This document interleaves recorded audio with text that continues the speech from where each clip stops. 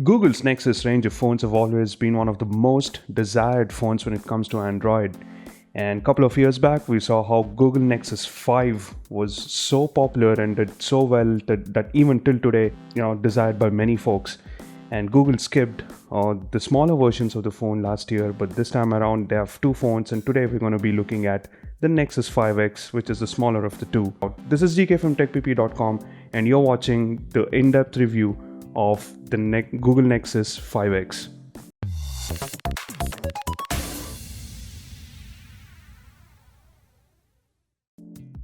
The first thing that you would notice when you hold the device is it just feels like the Google Nexus 5, and that is where Google has carried on what has worked well for them, which is the look and feel, the material that is used, which is more of plastic, rather all of plastic. We have the Nexus 6P, which is completely metal in build, but this has high quality plastic in it, and it just follows the simplicity of design from its predecessor, and it's slightly thinner and lighter as well, but the screen is bumped up to 5.2 inches as compared to the 5 inches from the Nexus 5.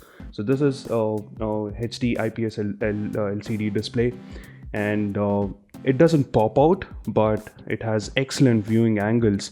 And there are complaints of the screen going yellow, but the one that we have here has no such issues. If you look at the design, we have the buttons here on the right side. This is one gripe that we have, that it doesn't pop out enough, and it doesn't give you that desired click feel as you would get with the other phones or the previous Nexus devices also. So we have the power button and the volume rocker here, and that's what it is. It's made of plastic. And on the other side we have the SIM tray, and you can pop it out and use the SIM. And on the bottom we have the port to use the USB Type-C cable, and it might sound like a cliche, but worth a mention here. Now, the one gripe on the cable that Google provides is both sides of it has the USB Type-C port, which means that you cannot plug it into a PC. You will have to bring in a separate cable. You also have the 3.5mm audio jack, and on the back is where much of the action takes place. We have the 12.3 megapixel camera, and then we have the laser autofocus hardware and the dual LED flash and the fingerprint scanner that works so well.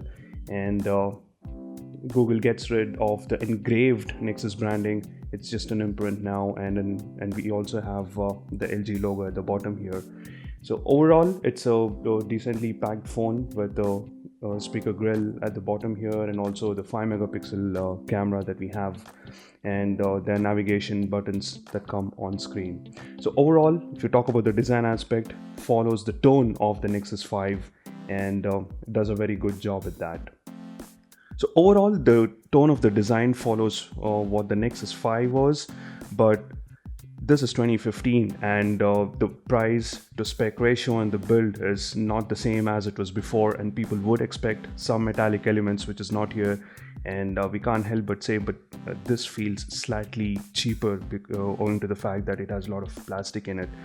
But interiors is where it gets more interesting, because this is housing a Qualcomm Snapdragon 808 hexa-core processor clocked at 1.4 gigahertz, and accompanied by 2 gigs of RAM and 32 gigs of internal memory is the one that we have here. There's also a 16 gig version, but you're always better off paying that extra buck to get the 32 gig version. And all of this will run the Android Marshmallow 6.0, which is one of the most anticipated Android versions that we've seen. So this will be the first device to run the Marshmallow, and overall it is very smooth. And given that Google optimizes its own software and the Snapdragon 808, which is performing really good, but the one gripe again that we have here is the 2 gigs of RAM. If you observe, the Nexus 4 came with 2 gigs of RAM, and the Nexus 5 came with 2 gigs of RAM, and this again in 2015 comes with 2 gigs of RAM, which for many people might not come off as future proof.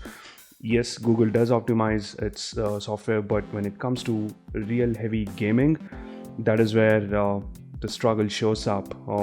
We did game a lot of games like the Asphalt, the Riptide G2, and a lot of other games. It does come well, but you will find it struggling here and there as you start having an elongated duration of gameplay. And talking about gameplay, there is one other issue that we have here.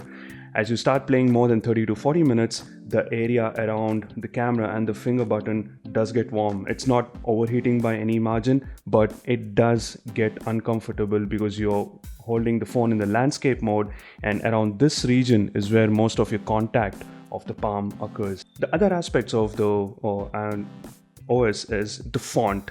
It fits so well, the font style and the size. It feels so right. If you bring in other devices like the Motorola or anything of that sort, you don't get that feeling of something fitting so well, and the readability and everything else is so perfect when we talk about the font.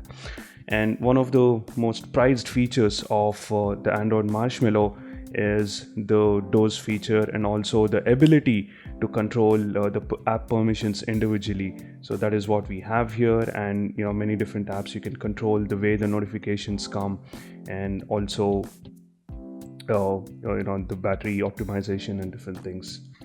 So if you look at this, it has all the things that you would initially see when you install an app, and it quickly asks you for some permissions, which many of us just skip and hit the accept button. But after you install it, you might want to tweak the permissions, and this is the kind of flexibility that Marshmallow brings in, which is really key. And all of this, along with the doors mode, tries to bring in a good battery backup. And talking about the battery backup, this is where the Nexus 5X may not be something that the power users would like. The Nexus 5X runs a 2700 mAh battery, and in spite of the doors features and in spite of the many different tweaks that you can make with the app permissions, it would be disappointing if you're expecting somewhere close to 5 or 6 hours of SOT.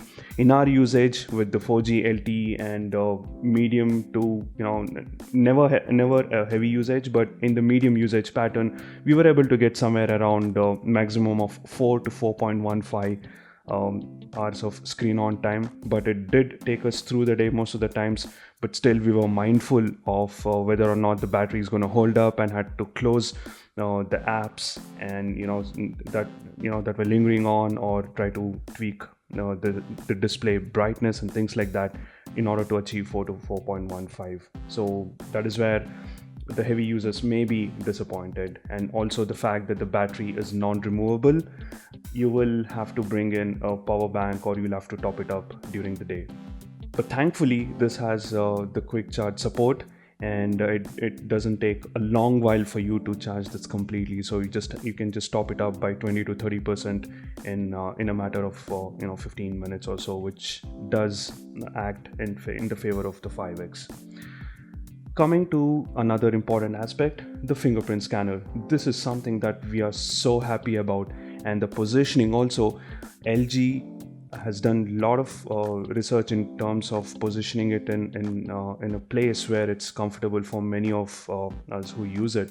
So when I'm holding the phone, if you observe, the phone just rests on my palm, and my finger just falls in line with the fingerprint scanner. I don't have to move it up or down or scramble around or try to feel the slight bump that you have here in order to figure out where the fingerprint scanner here is. I can just pick it up off my pocket, and it's already getting unlocked. So the fingerprint scanner works like a peach almost all of the times. It's super quick and one of the best that we have seen in any smartphones out there. So again, kudos to LG on the fingerprint aspect. One of the drawbacks that all the Nexus phones had was the bad camera, and this is where Google is trying to make a correction, and rightly so. The camera on the 5X, which is also the same camera that we find on the 6P, does a brilliant job, especially in the low light conditions. So the camera app is just bare bones. You just have the option to click, you just have the option to reverse the camera, and the standard options where you want to switch it to HDR or HDR plus, and then the flash and the timer. And out here you have also the option to do a photosphere and the panorama mode, the lens blur, and rest of the settings are underneath here. Everything basic, nothing too fancy about it. And this phone doesn't come with a default gallery app, so you'll have to hunt around for something that you would love and download it and try to manage it even for the basic edits that you make. Pictures are very snappy, and the laser autofocus does help in its favor, but once in a while it does struggle and just freezes for a fraction of a second. And but that's just an isolated incident, but that's what it is. Let's look at the samples of the camera. So it does have a good dynamic range, and the colors are very true to life. It is not trying to do anything funny or try to oversaturate the colors or try to do something artificial, and that is good to see. Here is another shot, demonstrates the good dynamic range. And this was trying to refocus, and there was some bright light in the background. It still handled the exposure well. If you see, these parts were still not washed out, and that speaks of the strength of the camera. So this is where I was talking about that occasional struggle that the laser autofocus makes. I had to take like 3 or 4 shots in order to get my focus on the tree rather than this metallic piece that I have here. And finally, I did manage to take, and when it came out really good. So do expect that occasional stutter. And here you see that multiple shades of green, and there's a clear demarcation of each of those shades, and it's processing it well. Here are a few more samples.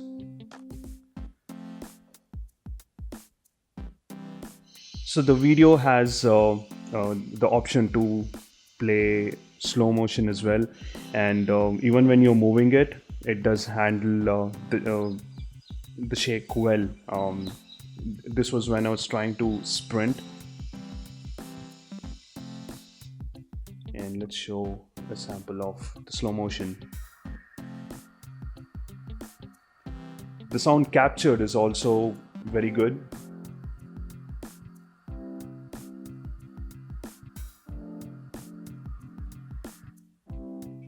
So though the camera lacks optical image stabilization, and it makes it up by the laser autofocus, and also the high size of pixels that Google mentioned in their release is really showing its ability here. So this is another picture that came out really good, the dynamic range and the colors. And this is again in certain low light conditions. So even if you were to zoom, there's very less noise, and even the exposure that is handled is very good. So overall, the camera is very satisfactory, especially when you compare it to the predecessors, and the front camera as well does a very good job at taking the selfies, and it also has the ability to do wide frames, and of course, handing off exposure and low light. You would really be happy with the kind of performance that this phone delivers. So in conclusion, the Nexus 5X that comes in for around 24 to 25,000 INR, which earlier was released for around about 30,000, this comes off as a bang for the buck, considering the brilliant camera that it has, and the promised software update for a while, and the liquid smooth Android performance, and the nice feel in the hand as well, though it has a lot of plastic in its build.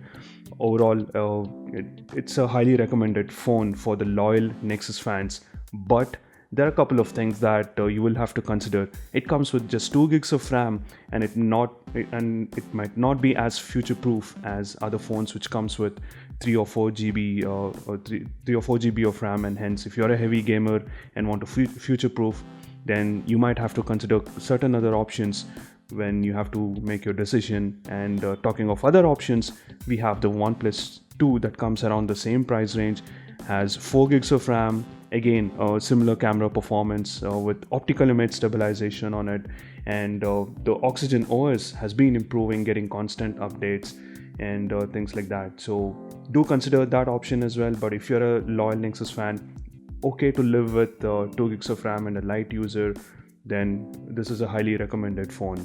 So do let us know what you think, and hit the like button and subscribe for more interesting updates on the gadget world. Until the next one, this is GK from TechPP.com signing off. Bye bye.